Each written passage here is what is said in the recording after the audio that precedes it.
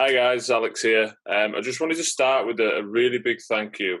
Thank you to you for jumping onto this Running Foundations course. It's a 4-week program which I've developed over the last sort of 6 to 8 weeks, but it's built on a foundation of knowledge starting back from when I was an S&C coach, leaving uni. So we're looking at 10 years ago there, and then as I've moved into physiotherapy over the last 5 or 6 years, that knowledge that I've taken from there and how that's influenced how I practice, how I rehabilitate people, and also how I train people. For me, rehab is performance. So let's get into the meat of it. As always, we've got a little disclaimer there. If prior to commencing any of this program, please check with a relevant medical professional. It's not there as intended as rehab specifically for you. And if there's any pain during the program at all, please stop it immediately and get in touch with your relevant medical professional. So like I said, rehab equals performance. So when we're looking at rehab, and when I look at rehab, I'm looking at what the end goal is. And whether you're a track athlete, whether you're a cross-country runner, a fell runner, whether you're a rugby player, whether you're a footballer, there's one common theme: you all have to run. And whether that's running in a straight line, change of directions, the same physical characteristics and qualities carry over there. So just to give you a little bit of insight into my rehab process. So here we've got the beginning of the injury. And that injury could be traumatic. It could also be overuse. And typically we'll have a couple of days to settle. That doesn't mean you won't be doing anything. We'll be starting an optimal loading program straight away. And then we'll be progressing up this curve. And on the up axis, we've got resilience and we've got stages of return to play at the bottom. So for me, the rehab program gets a lot of steps missed traditionally. People are pretty good here, and it goes on far too long. Then all of a sudden they're back here. So they're back into this speed, strength, and power. And what a lot of people lose is that ability to coordinate movements and coordinate groups of muscles and individual muscles, so intermuscular and intramuscular coordination, really, really well. And that's when our problems arise. We all have our own compensations. Injuries leave a legacy, and that legacy is on the nervous system. Our tissues are really, really good at healing, but our compensations are there, and unless we sort of really isolate those compensations and rehab them really well and specifically, and then build our building blocks on top of those foundations, that's when we can see issues further down the line. So a big focus of this program is getting this control and strength and capacity right, so that then you can express those physical qualities with speed, with movement, and change the direction within your specific sport. And then if we look at the performance continuum, so exactly the same looking graph, but just with a little bit more context for you that will allow you to understand. So as we're earlier down the curve, we're looking at range of motion and mobility. So one big misconception with range of motion and mobility is that mobility is a soft tissue restriction. In 90% of cases, what actually is the case is that the nervous system doesn't perceive it has enough stability over a particular area. And as a consequence of that, to keep your body, to keep your system safe, your brain and your nervous system will reduce mobility. That's to avoid you going into positions and through patterns that you don't have control over. It's a protective mechanism. So we're going to work a lot on stability-based exercises. There won't be any stretching. There'll be some dynamic stretches in there to mobilize groups of joints, groups of muscles together as they do in the gait cycle, but there won't be any static stretching, any mobilizing with bands, foam rolling, or anything like that. We then focus on building our coordination and our control on the floor, and you then earn the right to go into a standing position. So again, this is a big step which people miss. People miss going from them really controlled exercises, moving to standing exercise, because that's a big challenge in your base of support. Your nervous system and your brain is challenged a lot by being upright. it feels safe laid on the floor. You can't fall over. So that earning the right to qualify for standing burst exercises and then build those layers on top. So then we introduce speed of movement, weight, external weights to that, so gym and lifting based exercises. Then we look at dynamic movements, athletic movements, so our skipping, our bounding, our changes of direction, with the ultimate goal being really, really proficient at our sport. So the premise of this program is built off two real things. So these co-contractions is the first one. So what a co-contraction is a simultaneous isometric contraction of a group of muscles around a particular joint. So in human movement, I've got a couple of examples of these for you. When we look at running, for example, as the foot hits the floor, an efficient runner won't sink. They'll isometrically take up the load, they'll absorb it really well, they'll transfer it through the limb, and we'll get it to the big, powerful muscles, allowing them to do the work and push us forward. So they absorb it, they transfer it, and they produce it. And in a really, really simple way, and this isn't accurate, it's just a really nice way to look at it.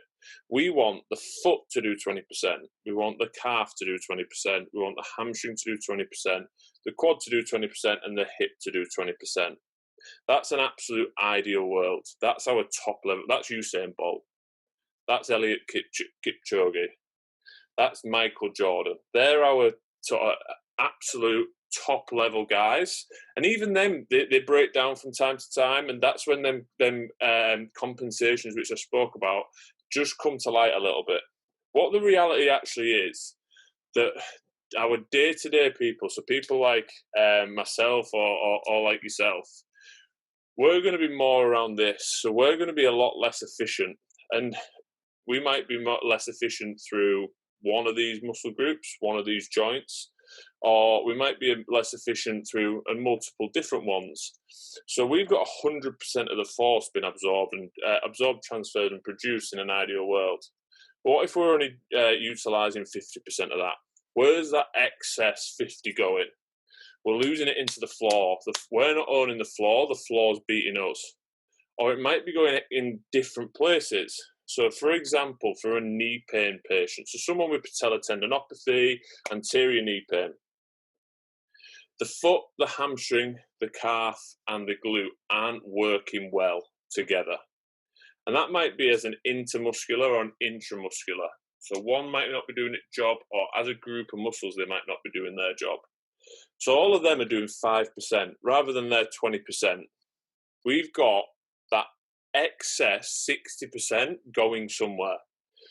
We can then hypothesize that 60% is going through the quads to stabilize the knee and stop it translating forward excessively in the sagittal plane, so front to back, and that our nervous system recognizes that, and it doesn't like that. It perceives it as a threat, and as a protective response, it can produce this painful stimulus. So what we know from MRI, from ultrasound and scans, is that we can have pain in the absence of damage, and damage in the absence of pain.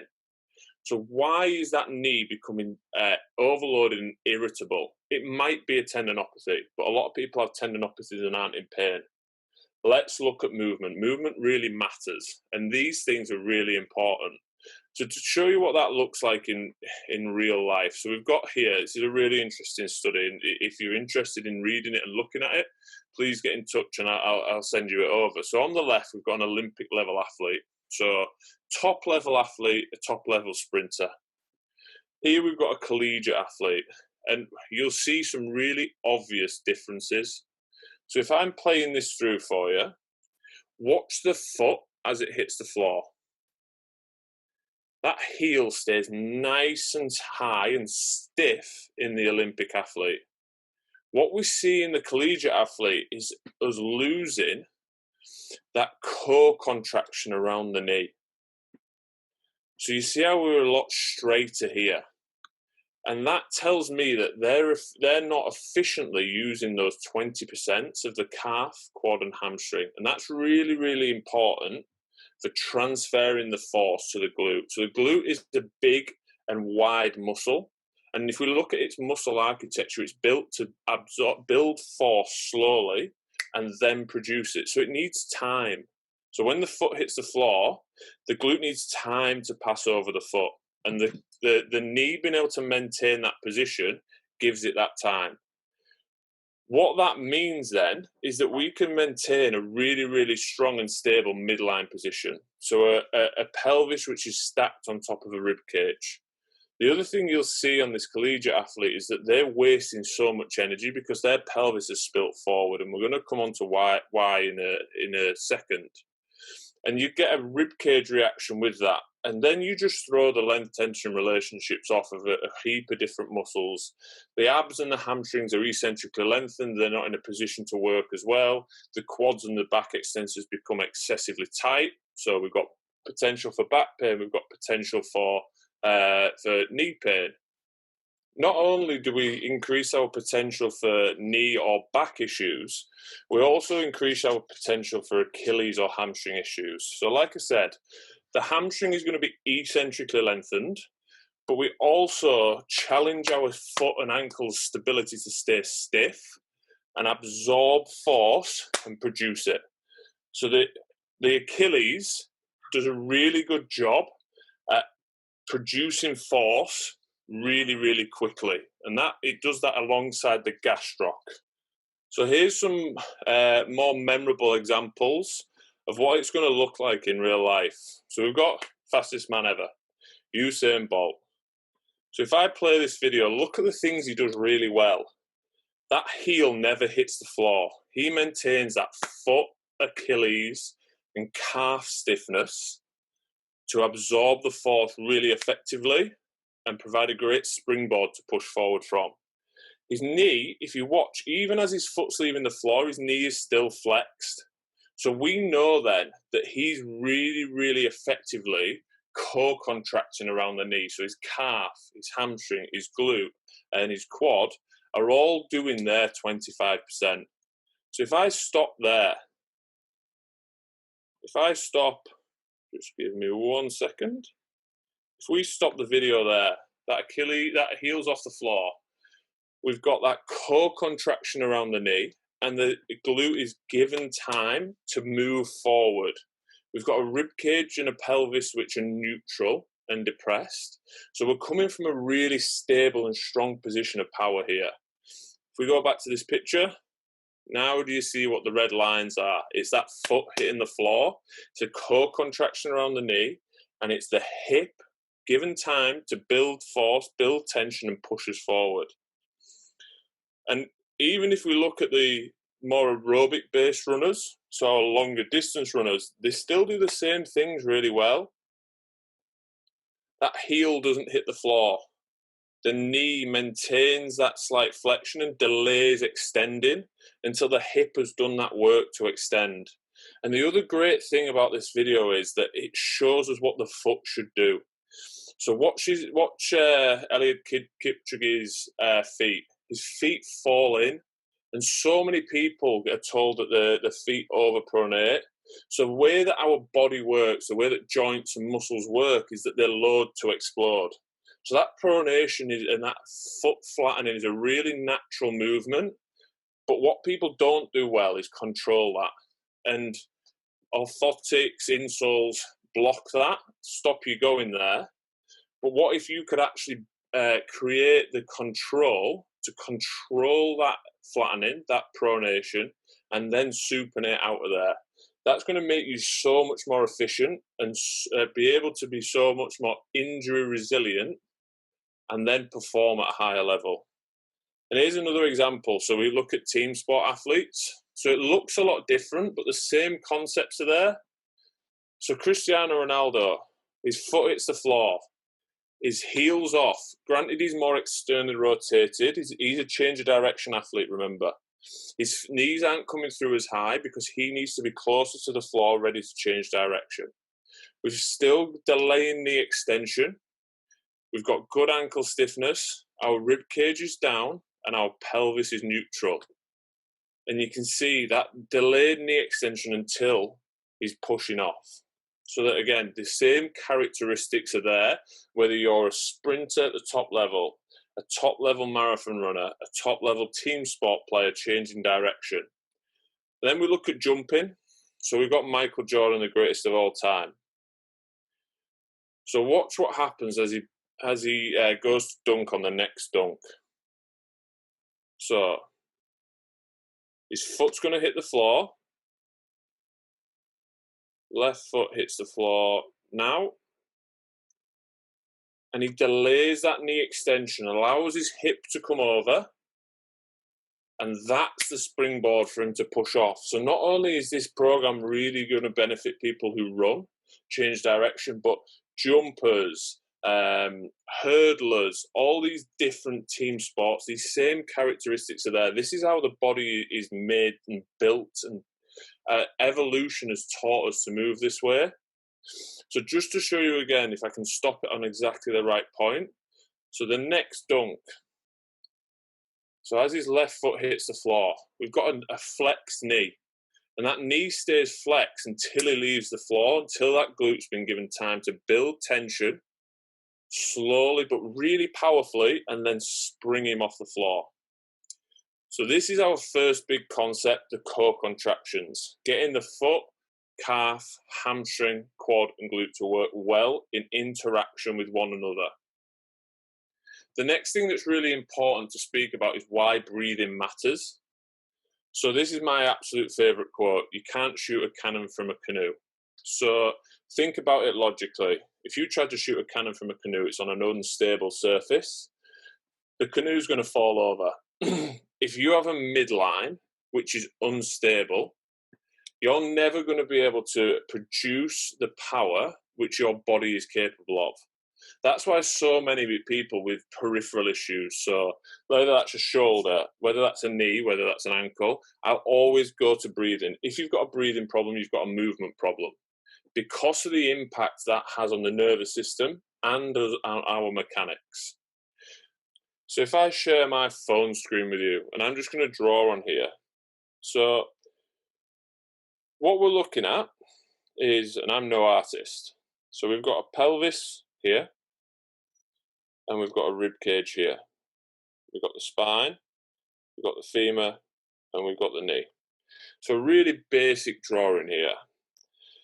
And the real common thing that I see, and it's due to a number of different reasons, such as our day-to-day stresses, our typical movement patterns of being very much sagittal plane, squatting up and down, deadlifting up and down, lunging up and down, bench pressing, pull-ups, and then losing our ability to move in the frontal plane, so side to side, and move in the transverse plane, so rotationally.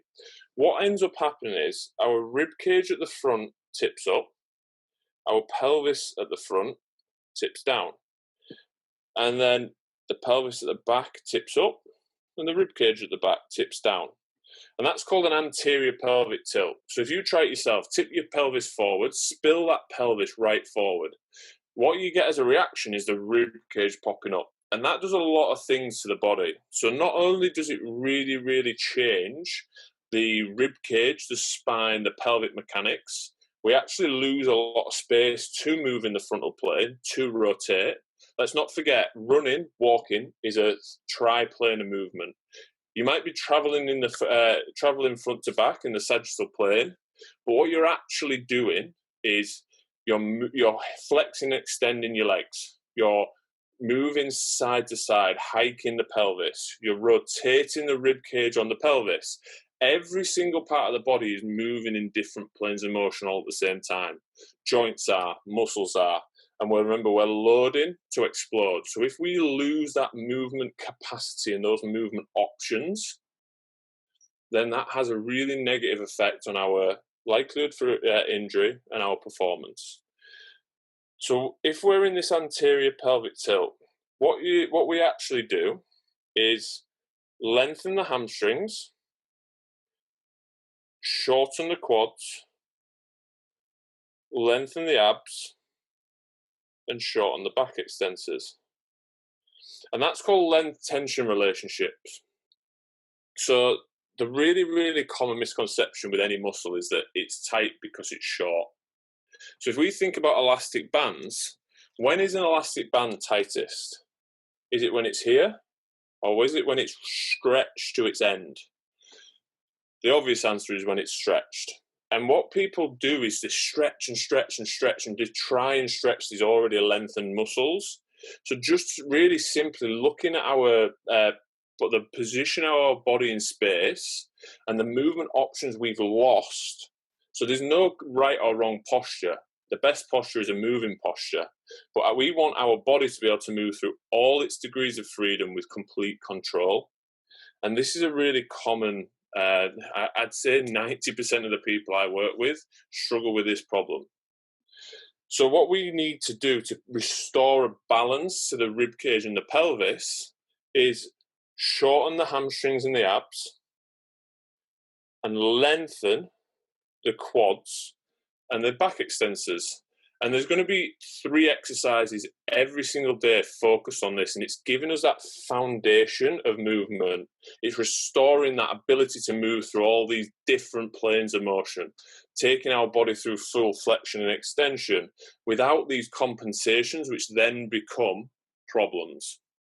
And the way that we're going to do that is using different varieties of breathing exercises. Some of you may be familiar with the Postural Restoration Institute. So they've been invaluable for me to teach me about these concepts. And they look at the body as it relates to gait, so walking and running.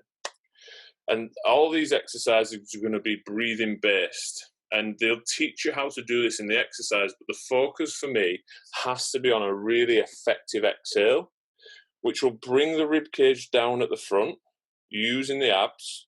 As a reaction to that, we'll get the pelvis coming back, again, using the abs.